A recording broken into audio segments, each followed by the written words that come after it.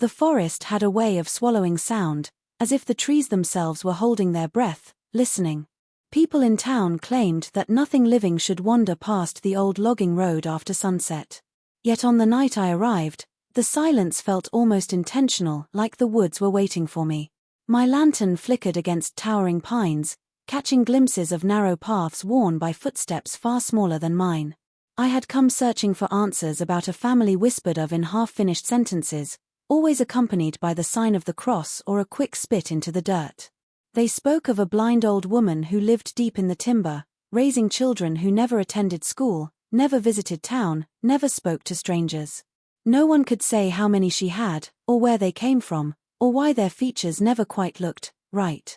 The stories said they walked in clusters, moving as one, slipping between trees with an uncanny sense of direction, like creatures born in the dark. When I first saw the cabin, its roof bowed with age, smoke curling faintly from the chimney, I felt a coldness spread across my spine. Something shifted behind the crooked porch railing, quick, deliberate, silent. A small figure. Then another.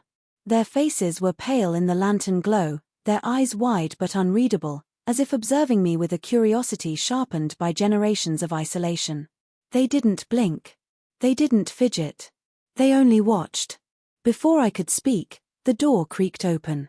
An elderly woman stepped out, her cloudy eyes reflecting nothing, yet somehow fixed directly on me. She stood tall despite her frail frame, and her voice carried a calmness that felt rehearsed, practiced over decades of greeting the few who dared wander this far. "You shouldn't be here," she said. "Strangers disrupt the blood. And the blood remembers." Her children gathered behind her, still silent, still studying me with eerie devotion, as though waiting for her command, or perhaps something older. That was the moment I understood. Whatever secrets this family guarded were not buried in the earth or hidden in the walls. They were alive. Breathing. Watching. And I had already walked too far into their world to turn back. The outsider's arrival in the remote forest settlement begins not with a grand entrance but with a quiet, uneasy journey that feels more like drifting into another era than simply traveling through miles of wilderness. The road narrows gradually, shifting from cracked asphalt to packed dirt, then to a meandering trail carved by decades of forgotten footsteps. Each turn brings a deeper sense of separation from the world behind him.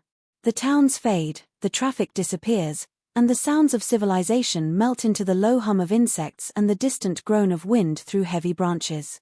He didn't come here by accident. Curiosity had tightened its grip on him ever since he overheard fragmented stories about a family tucked away in these woods, a family so shrouded in secrecy that even the boldest rumor spreaders spoke of them in lowered voices.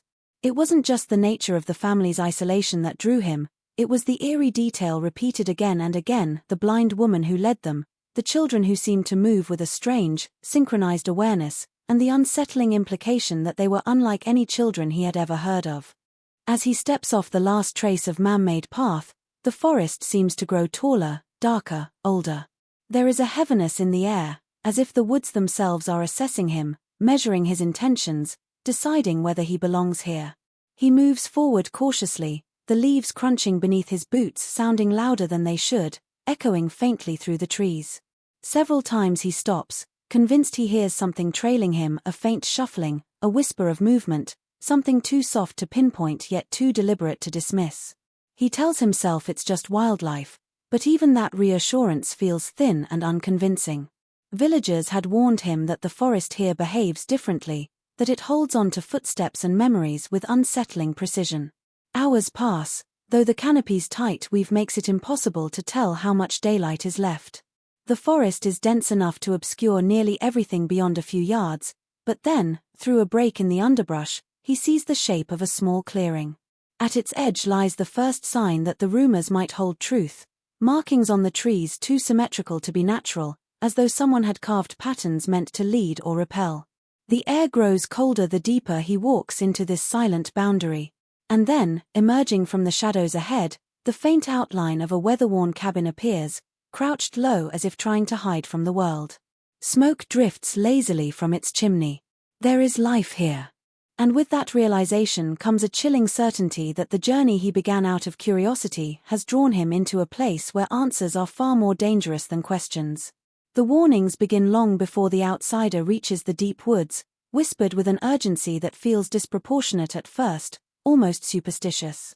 In the town closest to the forest's edge, the locals react to his inquiries with a strange mixture of fear and frustration, as though merely mentioning the place beyond the ridge stirs something they would rather forget.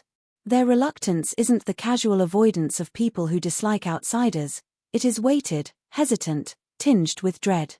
An old shopkeeper, her hands trembling slightly as she bags his supplies, mutters that the woods hold on to people who wander too far. A gas station attendant, young but with eyes that seem older than his face, warns him not to follow any voices he might hear after dusk. Even the sheriff, a man built like someone unbothered by much, pauses when the outsider tells him where he's headed, then advises him to turn back before nightfall, claiming the place isn't safe for anyone unfamiliar with its ways. None of them directly mention the family he seeks. Instead, they talk around it, circling the truth like a predator avoiding a trap. They mention disappearances, strange lights flickering through trees, and the unsettling cries that echo on windless nights. One woman, sitting on the porch of her faded farmhouse, tells him the woods are hungry, feeding on the secrets buried there.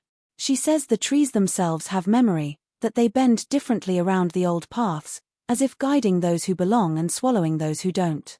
When he presses for details about the blind matriarch or the children, her expression hardens, and she shakes her head. Some things ain't meant to be dug up, she whispers, gripping the railing as though the memory alone weakens her. The closer he gets to the ridge, the more persistent the warnings become. People seem to appear from nowhere just to tell him to leave while he still can. A hunter steps out of the tree line holding a rifle and claims he saw eyes watching from the darkness last winter, eyes too low to be a man's but too intelligent to be an animal's. A truck driver slows beside him on the road, offering a ride back to town, insisting the forest past the bend isn't meant for strangers.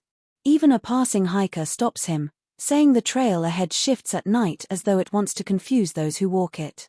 Yet the warnings only sharpen his curiosity.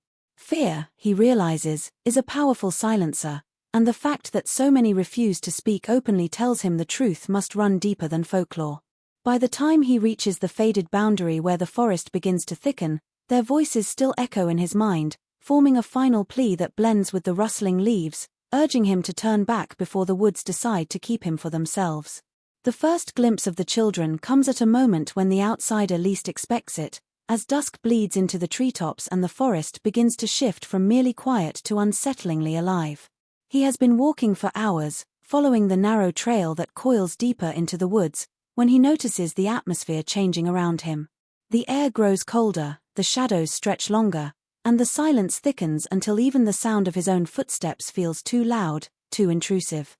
He pauses to rest, leaning against a rough tree trunk, when a faint rustle draws his attention to a cluster of undergrowth a few yards away.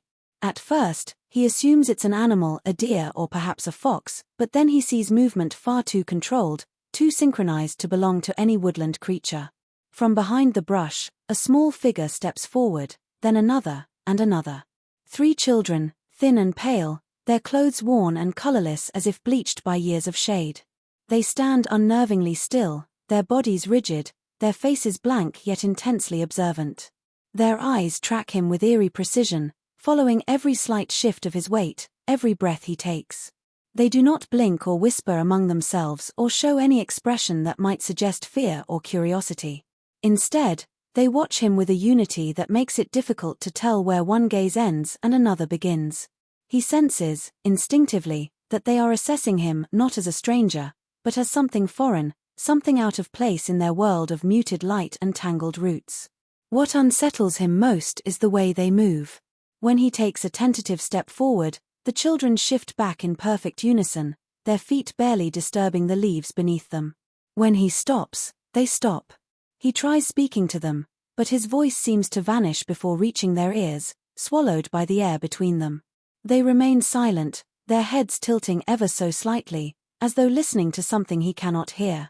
A faint clicking sound escapes from one child's throat, answered immediately by a soft hum from another, an odd rhythm that feels less like communication and more like instinctual coordination. The woods seem to respond to these sounds, the branches above him trembling as if stirred by an unseen hand. Before he can decide whether to approach or retreat, the children slip back into the trees with ghost-like swiftness. They don't run or scramble, they simply melt into the forest, vanishing between trunks as though swallowed by the dusk itself. For several seconds he stands frozen, wondering whether he imagined them, but the lingering impression of their synchronized movements and silent stares tells him that whatever he witnessed was real.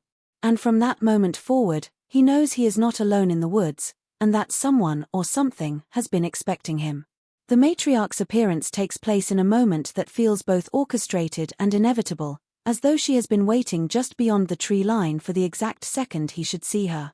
After the children disappear into the woods, the outsider stands alone, listening to the forest settle into an eerie stillness. He is still trying to understand what he witnessed when a soft, rhythmic tapping breaks through the silence. It is not the sound of footsteps but something steadier, measured, almost ceremonial. He turns toward the direction of the sound, and from the shadows of the path ahead, the blind matriarch steps into view. She is older than he expected, but there is nothing frail or uncertain about her presence. Her long grey hair falls loosely over her shoulders, and her eyes, clouded and milky, reflect no light at all, giving the impression of endless depth rather than emptiness.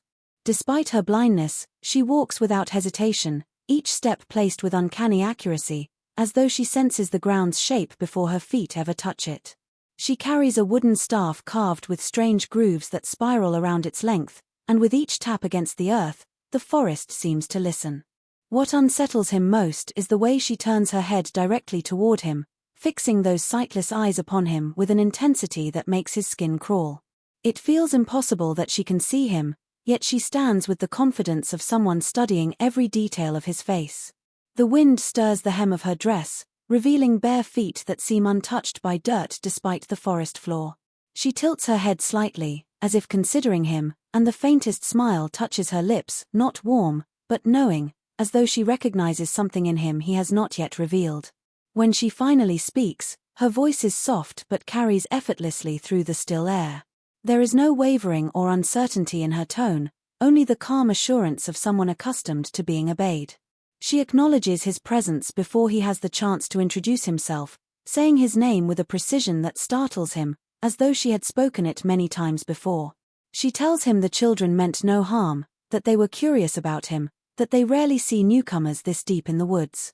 The way she speaks of them does not resemble how a caretaker describes children, it is closer to how one speaks of disciples or inheritors of some ancient responsibility. Her composure, her certainty, and the unnatural ease with which she seems to navigate the world without sight suggest a familiarity with these woods that goes beyond human intuition.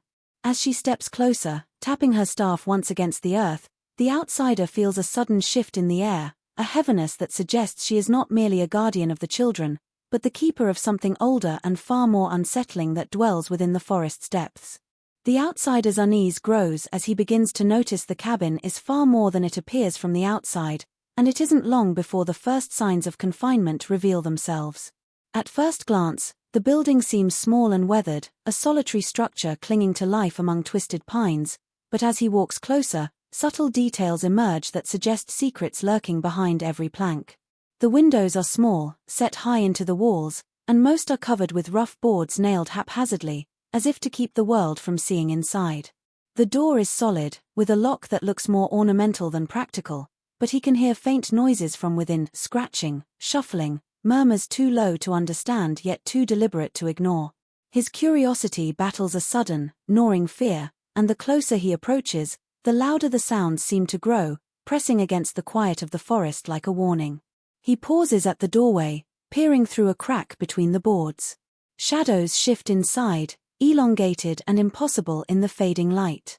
One small hand appears, disappearing as quickly as it emerged, followed by another.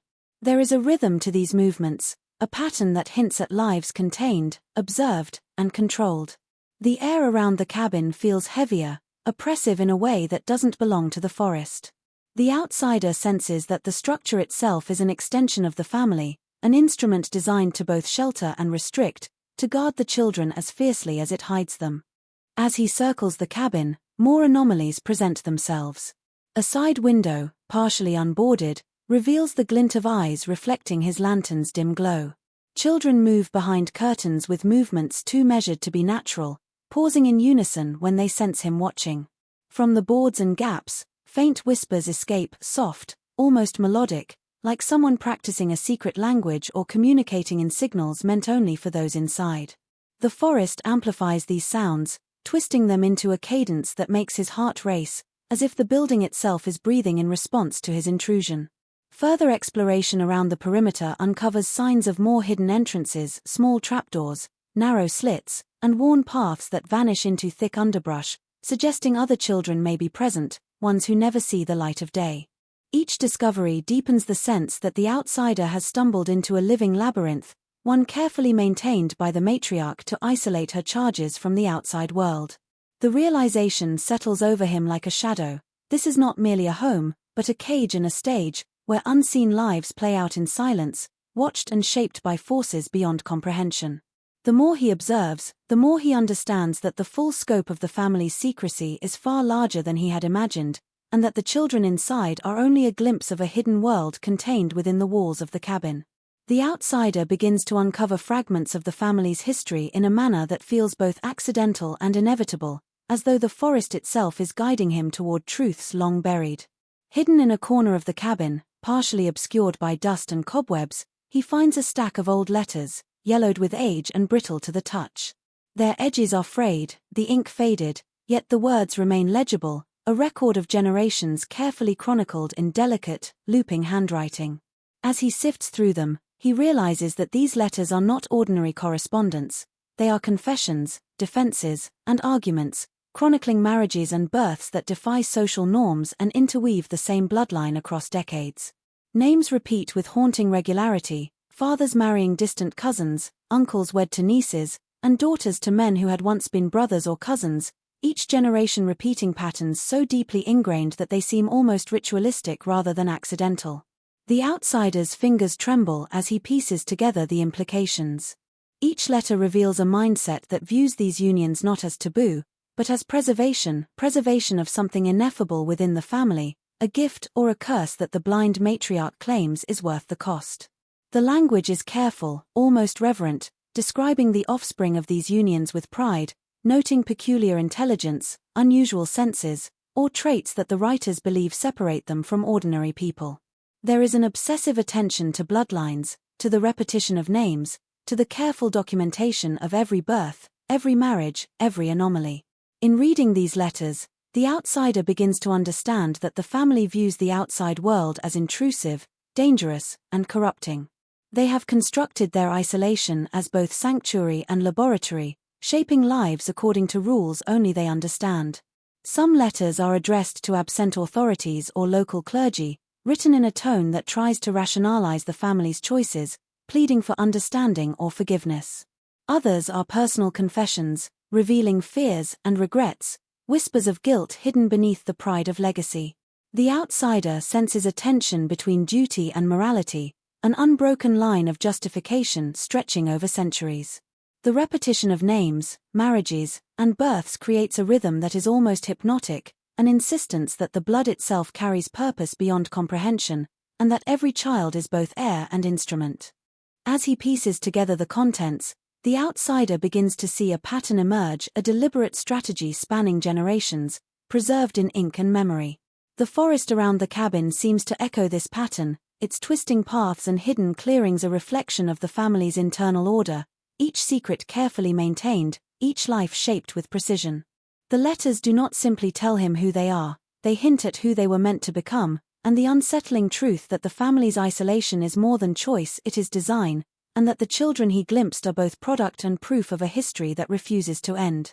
The outsider begins to notice behaviors among the children that defy everything he knows about human development, and it becomes increasingly clear that their upbringing under the blind matriarch has given them abilities that seem almost unnatural. Even from a distance, he observes how they navigate the forest with startling precision, stepping over roots and fallen branches as if guided by a sixth sense. They never falter, never stumble, and their movements possess a fluidity that borders on otherworldly, suggesting a familiarity with the terrain that surpasses instinct and hints at something far deeper. When he tries to follow them, even along the most obvious paths, he finds himself disoriented, Trails he thought were clear twist and vanish, and landmarks that seemed permanent dissolve into the underbrush, as though the forest itself is shifting to protect the children's domain. It is both mesmerizing and terrifying, and it underscores the sense that he has entered a space where normal rules do not apply. Their communication is equally strange. He hears faint clicks, low hums, and subtle tonal changes that seem meaningless at first, but gradually he realizes they are not random sounds, they are patterns, almost a language of their own creation. The children exchange messages silently, instantly understanding one another in ways that make his presence feel intrusive and clumsy. Eye contact, gestures, or barely perceptible shifts in posture convey meaning with an efficiency that humans rarely achieve. At times, he glimpses them halting mid-step, tilting their heads as if listening to something invisible, reacting to cues no one else could perceive. The precision with which they move and communicate suggests long, deliberate training, a system honed over years to preserve secrecy and control within the forest. The outsider cannot help but feel a mounting sense of unease as he realizes these children are not merely hidden, they are conditioned, shaped for purposes he cannot fully comprehend. Their curiosity about him is measured, deliberate, and almost surgical. They approach, observe, and retreat in a rhythm that seems orchestrated rather than spontaneous. He senses an awareness beyond their years, a collective consciousness maintained through repetition, discipline, and perhaps even inherited traits shaped by generations of isolation. As night falls, the forest itself becomes an accomplice. Shadows stretch unnaturally, branches sway though the air is still, and the children move through the undergrowth as if it bends to their will. The outsider begins to understand that he is not merely watching a family raised in isolation, he is witnessing something cultivated, a legacy of adaptation and precision so refined that the children seem less like ordinary humans than extensions of the matriarch's intent, alive embodiments of a secret the forest has long kept hidden. The outsider's discovery of the forbidden room shatters whatever fragile understanding he thought he had of the family, revealing horrors that the matriarch has long concealed. At first, he had assumed the cabin contained only living children, perhaps kept isolated by strict rules or fear of the outside world, but the faint scratching noises behind one of the heavy, boarded doors hint at something far more sinister. Driven by a mixture of fear and irresistible curiosity, he carefully pries open the boards and steps into a narrow corridor that leads to a small chamber, dimly illuminated by shafts of fading daylight filtering through cracks in the walls. The air inside is thick, heavy with the scent of decay and old paper, a smell that seems to cling to his lungs and make breathing laborious. As his eyes adjust, he sees them rows of jars lining the shelves, their glass surfaces cloudy with age. Inside each, preserved remnants of infants float in a yellowed liquid, their features strangely intact, expressions frozen in time. Some jars hold children who resemble those he had seen outside, faces familiar in their eerily similar shapes and proportions, suggesting that these were siblings, perhaps victims of a practice designed to maintain the bloodline's twisted legacy. His stomach churns, and he steps back, nearly tripping over bundles of old, brittle journals scattered across the floor. These are the matriarch's records, meticulous notes, birth and death dates, observations of behavior, and cryptic instructions about upbringing and selection. Flipping through the pages, he realizes the journals are written in a script that feels ancient, precise, and almost ritualistic, detailing generations of intermarriage, careful preservation of traits, and experiments on the children to cultivate specific skills or characteristics. The entries speak of observation, control, and sometimes ruthless elimination, all justified as safeguarding the family's survival and maintaining the integrity of their bloodline. What is most disturbing is the clinical tone. The same voice that had nurtured the living children now describes the dead with cold calculation, as if life and death are mere variables in a long-running experiment. The outsider notices faint scratches along the walls and floorboards, suggesting that some of the children had tried to escape or at least explore the forbidden area, only to be returned or punished. The chamber is both a memorial and a warning, a secret kept from the world, a shrine to a lineage obsessed with its own continuation. The sense of dread deepens when he realizes the matriarch likely knows he is here, and that her control extends even to spaces he cannot see, to secrets he cannot yet fully grasp. The room is a physical manifestation of the family's twisted legacy, silent, preserved, and unwavering in its commitment to secrecy, a horrifying testament to a bloodline nurtured and observed with obsessive care in the dark heart of the forest. The outsider finally confronts the matriarch in a moment that feels almost orchestrated by the forest itself, the air thick with tension and the weight of countless secrets pressing down upon him. Her voice, calm and measured, fills the cabin with a resonance that seems to echo beyond the walls, yet carries an authority that brooks no contradiction. She admits to her blindness, but in her confession, it is revealed not as a limitation, but as a necessary condition, a sacrifice that grants her perception far beyond ordinary sight. Blindness is the price of clarity, she tells him, her tone neither apologetic nor defensive, as if she has spoken these words many times before to those who dare intrude into her domain. She claims that in surrendering her eyes, she gained insight, the ability to see through the layers of blood, intention, and history that bind her family together, to understand patterns invisible to the untrained observer. Her explanation stretches further, revealing that the children under her care are not simply offspring but carefully cultivated extensions of her vision. Each one has been shaped by isolation, observation, and subtle guidance to fulfill roles she has determined, skills honed to match the forest's demands and the family's secret legacy. She speaks of abilities the outsider has already glimpsed: navigation through dense woods, silent communication, uncanny coordination, but frames them not as anomalies, but as evidence of careful cultivation, proof that the bloodline has been preserved and directed according to her design. To her, every action, every trait, every obedient gesture of the children represents control exercised over generations, a harmony of instinct and nurture that the outside world could never hope to comprehend. The room seems to close in around him as she continues, recounting instances of discipline, observation, and selection that ensured the family's survival. She frames what the outsider perceives as horror: sealed rooms, preserved infants, strict isolation as necessary measures, a logic that is chilling in its clarity. The matriarch claims she protects the children from the world, and the world from them, insisting that their very existence carries consequences that outsiders are too fragile to witness or understand. Even as he listens, the outsider senses a shift in the energy around them. The children, always near, seem to respond to her words, their attention sharp, bodies poised as if the matriarch's explanation alone dictates their behavior. Her presence dominates not only the cabin but the very forest beyond, and he begins to understand that her influence is absolute, extending through generations, shaping lives, and controlling destinies. The realization settles over him like ice. The matriarch is not merely a guardian or teacher, but the axis upon which the family's entire existence turns, a figure whose authority and foresight govern both the living and the preserved, and whose secret purpose in the forest has been decades in the making. The outsider's attempt to intervene marks the culmination of tension that has been building since he first entered the forest, a point where curiosity collides violently with the family's tightly controlled world. One child, more daring than the others, lingers near the cabin's edge, drawn by his presence yet constrained by the matriarch's unseen authority.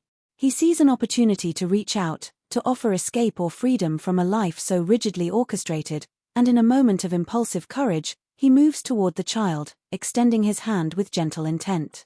The forest seems to respond instantly, the shadows shifting as if whispering a warning, and a hush falls over the undergrowth, broken only by the subtle, almost mechanical movements of the other children. Before he can make contact, the matriarch senses the disruption, her presence manifesting in a sudden stillness that radiates control. Her voice calls to the children, soft yet commanding, and they respond with immediate precision, their silent communication replaced by coordinated motion.